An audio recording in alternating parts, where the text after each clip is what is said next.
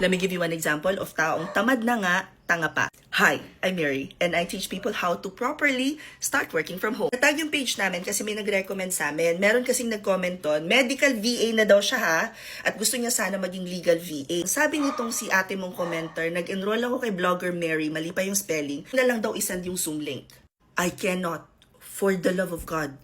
Imagine a legal VA na tamad magbasa. What exactly do I mean by that? Kapag pumunta ka sa profile ko, clinic mo yung link sa bio ko, it will take you to this page which is our Gig Hub. Sa pinakababa nito, nandito lahat ng free resources na gagawin natin. But as you can see, nakalista na rin dito lahat ng classes. So let's see for example, legal VA. Pakibasang mabuti, right up front. Sinabi na kagad namin, kung tamad ka, huwag ka nang mag-join. Because this industry ay hindi pwede sa mga tamad. Ano rin mismo sa form kung ano yung pagdadaanan mo bago ka maka-join ng live session. And imagine, after all of the information provided dun sa form namin, nag-enroll ka pa rin, nag-join ka pa din, di ba? Ibig sabihin, alam mo kung ano yung pinapasok mo or talagang hindi ka lang nagbabasa dahil tamad ka. Ang gusto mo, isusubon lahat sa'yo. Which clearly means hindi mo naiintindihan yung industry or service na gusto mong pag-transitionan from medical virtual assistance. So allow me to walk you through ano nga ba ang dapat nating isipin at i-consider if we are going to kagaya nitong si Sam. Ano daw ba marerecommend ko? Beginner, no experience sa pagiging virtual assistant. Step number 1, prepare yourself. Ang industriyang to ay hindi para sa tamad. Bago ka makapasok dito, kailangan marunong kang magbasa,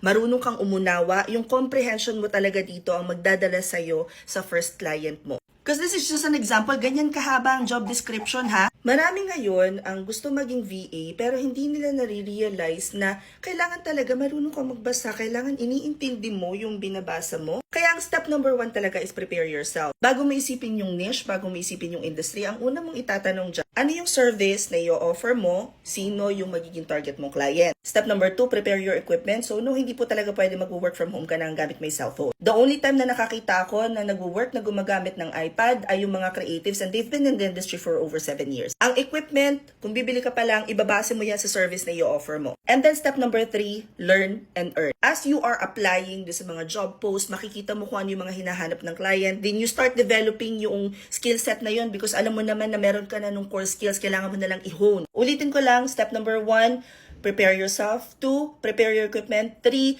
learn and earn. As you land job interviews, makikita mo kung alin dun yung fit sa'yo, kung ano yung aligned sa iyong skill set. Then you can decide kung anong niche ang gusto mo. I hope this helps. Comment any questions you guys have about working from home and follow for more work from home chismis. Bye!